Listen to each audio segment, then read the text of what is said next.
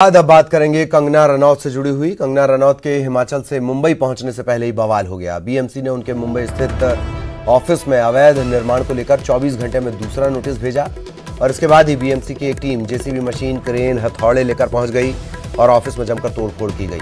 Team ने ये कार्रवाई 10:30 बजे से 12:40 तक की। कंगना का ये ऑफिस बांद्रा के पाली हिल इलाके में है।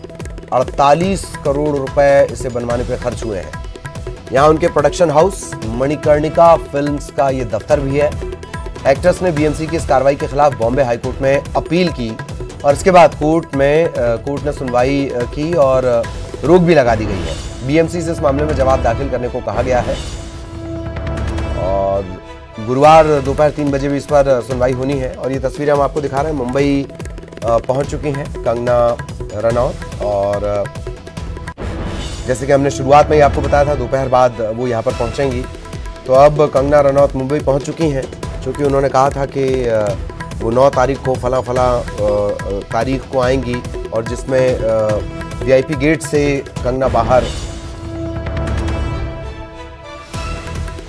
निकलेंगी। बस अभी वो मुंबई पहुंची हैं, क्योंकि प्रोटोकॉल का अब पालन करना होगा। वाई श्रेणी की सुरक्षा उनके पास है और यही वजह है कि वीआईपी गेट से अब उनकी एंट्री और एग्जिट दोनों अब वीआईपी गेट से हुआ करेगा।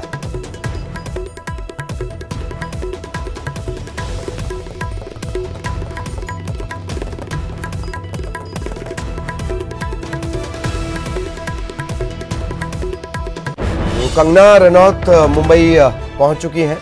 इन सबके बीच घटनाक्रम बहुत तेजी से बदला है।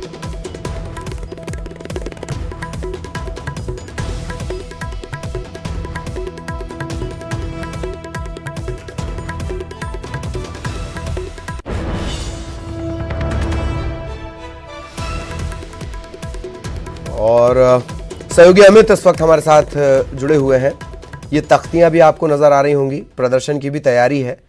शिवसेना बनाम कंगना रनौत ये पूरा मामला, और दोनों को ही कहीं ना कहीं फायदा इससे मिलेगा। अमित हमारे साथ जुड़े हुए हैं। अमित, क्या कुछ अपडेट इस वक्त?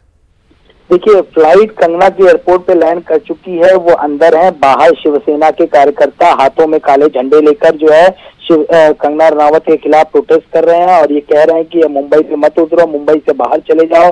वहीं उनकी सुरक्षा के मद्देनजर जो है एयरपोर्ट के बाहर सुरक्षा व्यवस्था जो है बढ़ा दी गई है। साथ ही साथ जो राजपूत करनी सेना है और आरपीआई, जिसके अध्यक्ष केंद्रीय राज्य मंत्री रामदास अठौले हैं, इन दोनों गुटों को भी आ चुके हैं एयरपोर्ट पे उनकी सुरक्षा को लेकर।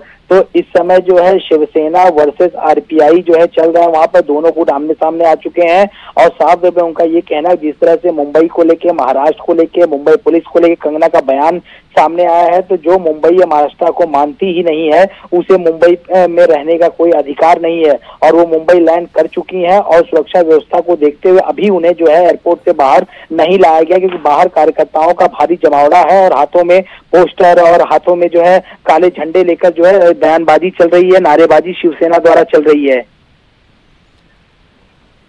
नारेबाजी शिवसेना के द्वारा चल रही है, जैसे कि आप जानकारी भी दे रहे हैं। और बहुत फर्क इन सब दिनों के बीच में आ गया है। वो जब गई थी सामान्य यात्री की तरह उनका जाना, और अब जब वो लौटी हैं तो वाई कैटेगरी की सिक्योरिटी के साथ वो लौटी हैं। अमित, देखिए, अब आप इस घटनाक्रम को थोड़ा सा नजदीक से देखिए। बात शुरू हुई थी सुशांत सिंह राजपूत केस से, उसके बाद बात हुई नेपोटिज्म की। नेपोटिज्म में एंट्री होती है कंगना की, उसके बाद बात होती है सीबीआई और ईडी की। फिर मामला आ जाता है ड्रग्स पे। ड्रग्स पे जो है बहुत सारी बयानबाजी कंगना रनावत द्वारा होती है नेपोटिज्म को लेके। बहुत सारे लोगों पे, फिल्म इंडस्ट्री जुड़े लोगों पे कंगना का आरोप भी सामने आता है। उसी बीच जो है वो कह देती हैं कि मैंने जो है खुलासा करना चाहती हूँ, मैं ड्रग्स सिंडिकेट का, लेकिन सुरक्षा नहीं दी जा रही है।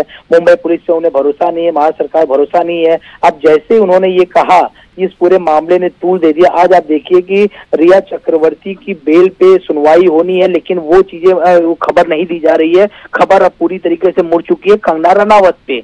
तो कहां से घटनाक्रम शुरू हुआ, कहां घटनाक्रम आ चुका, स्थिति क्या बन गई है। कल एक नोटिस दी जाती है इन्हें, नोटिस में जवाब मांगा जाता है, जवाब इनकी तरफ से दिया भी जाता है और भी जवाब देने के लिए 7 दिन का समय मांगा जाता है। लेकिन सुबह जो है दूसरी नोटिस चिपका दी जाती है और उसके कुछ ही मिनटों बाद 40 से 50 बीएमसी कर्मचारी पहुंचते हैं और मुंबई पुलिस के दस्ते के साथ मुंबई पुलिस जो है उनके बंगले की ऑफिस सुरक्षा के लिए नहीं थी, वो इस सुरक्षा के लिए खड़ी थी कि तोड़ा कार्रवाई में कोई बाधा न पहुंचे। अब अंदर जाते हैं लोग, वहां पे अंदर तोड़ा कार्रवाई चलती है, उनके जो किचन बना था, पूजा सेट बना था, जो रेलिंग लगी थी, जो छत बनी हुई थी, और पूरी तरीके से उसे तोड़ डालते हैं। और जो अंदर के वीडियो हमारे हाथ लगे हुए हैं न्यूज़ 18 में, उससे साफ तौर पे ऐसा लग रहा है कि जैसे कोई डेमोलिश करने के लिए आदेश आया ही हुआ है, और इतनी तत्परता से जो है उन्हें बड़े बड़े रंबों से, बड़े बड़े कुदाल से जो है, और हाथों में जो उनकी मशीनें थी उससे तोड़ा जा रहा है। तो निश्चित तौर पर कह सकते हैं घटनाक्रम कहां से कहां आ गया, और सेना क्या कुछ नहीं जो कल हमने देखा कि अबू जो है कुछ असभ्य शब्द का इस्तेमाल जो है हाउस में किया गया। जिस कंगना ने ड्रग्स का भांडाफोड़ करने का बात कही थी 2016 में, आपको याद होगा अध्ययन सुमन का 2016 का इंटरव्यू को तथ्य बनाकर जो है मुंबई पुलिस ने इस मामले की जांच दे दी है, और आज तो कार्रवाई होती है। मामला शुरू हुआ था, कहाँ पहुंच गया, क्या स्थिति है, लेकिन इस तरह कोरोना जो है, कोरोना का मैं आपको बताऊं पिछले 10 दिनों में रोजाना 15,000, 14,000, 17,000, 22,000, 23,000 एक एक दिन में मरीज बढ़ रहे हैं, लेकिन उसकी तरफ किसी का ध्यान नहीं जा रहा। लेकिन जिस तरह की देखा जाए तो कंगना दोनों के लिए ही फायदेमंद है। कंगना जो कुछ कह रही है, उत्तर भारत में खासतौर पर बिहार में संवेदनाओं का ज्वार आएगा, वो एक पार्टी को फायदा पहुंचाएगा। दूसरी तरफ कंगना जो कुछ कह रही है उसमें कहीं ना कहीं जिस कोरोना का आप जिक्र कर रहे हैं उससे सरकार, उस पर सरकार की जवाबदेही से सरकार बच जाएगी। दोनों ही जगह फायदा ही फायदा है। अमित, देखिए इस पूरे मामले को राजनीतिक रूप दे दिया गया है। संजय राउत का ये ना, जिस तरह से गृह मंत्रालय इनके ऊपर जो है काफी वायु श्रेणी जो सुरक्षा दी गई है, कहीं न कहीं बीजेपी का हाथ है, और बीजेपी के इशारे भी इस तरह का वक्तव्य कर रहे हैं। बीजेपी का ऐसा कहना है कि जो सिचुएशन चल रही, पैंडेमिक सिचुएशन, उसको छुपाने के लिए पूछ के कंगना एंगल को जो है सामने लाया गया है। तो इस पूरे मामले ने राजनीतिक रूप ले लिया। जहां तक जो है कि फायदा उठाने की बात है, रोजाना जो है महाराष्ट्र के आंकड़े जो है देर रात को स्वास्थ्य मंत्रालय जारी करता है। मैंने आपको बताया एक एक दिन में 20,000, 22,000 आदमी पॉजिटिव पाए जा रहे हैं एक दिन में। क्या स्थिति छुपाई जाएगी? क्या कंगना रनावत का ये जो खेल चल रहा है, जो इस तरह की सिचुएशन मुंबई में है, वो 2 दिन, 4 दिन, 5 दिन रहेगी? उसके बाद क्या होगा?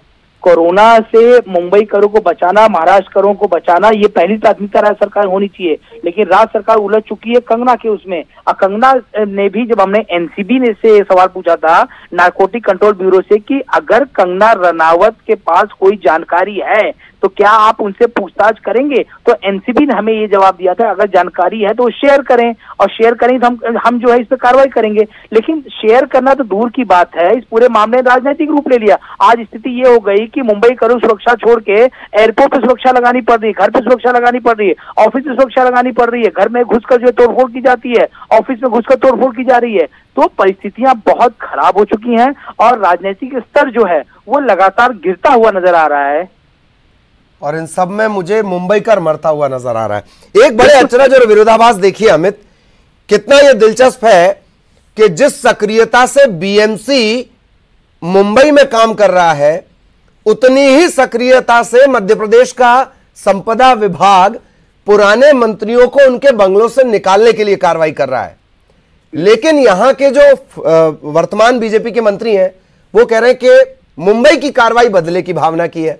अद्भुत विरोधाभास। अमित, अभी आपको 1-2 लाइन में खाली बताऊंगा, आप चीजें जो है थोड़ा स्पष्ट हो जाएंगी आपको।